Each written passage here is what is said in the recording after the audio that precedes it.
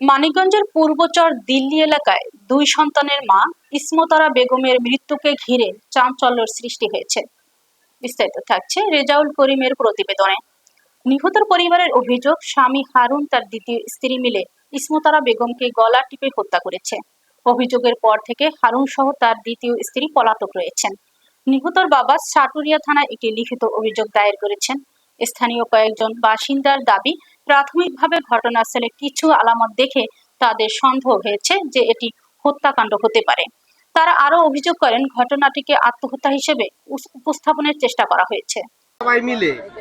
সবাই মিলে তাকে হত্যাকাণ্ডটা সংঘটিত হয়েছে, এরকম একটা অভিযোগ আসছে। এই বিষয়ে আপনি কি বলবেন?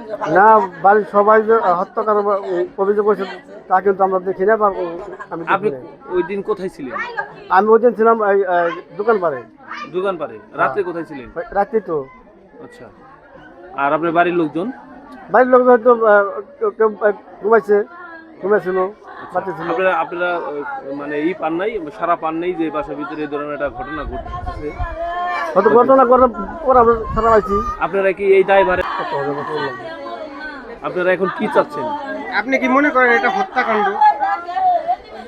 আমরা চাই সুস্থ একটা সমাধান। আমরা চাই কি সমাধান চান?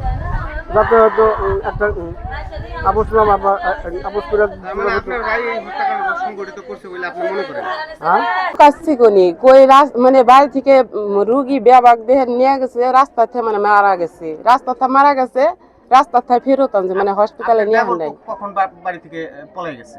কখন? তাকে হত্যা করার পরে না আগে? হত্যা করার আগেই চলে গেছে, মানে ওর তো রাস্তায় নিয়েই গেছে, মানে রুগী তো রাস্তায় নিয়ে গেছে, তখন তো আছে না। হত্যা ঘর থাকবো কি কেমনি? আমরা হলে মনে করেন যে ওই করার পরে পানি টানি ঢালছি, বুঝেন নাই?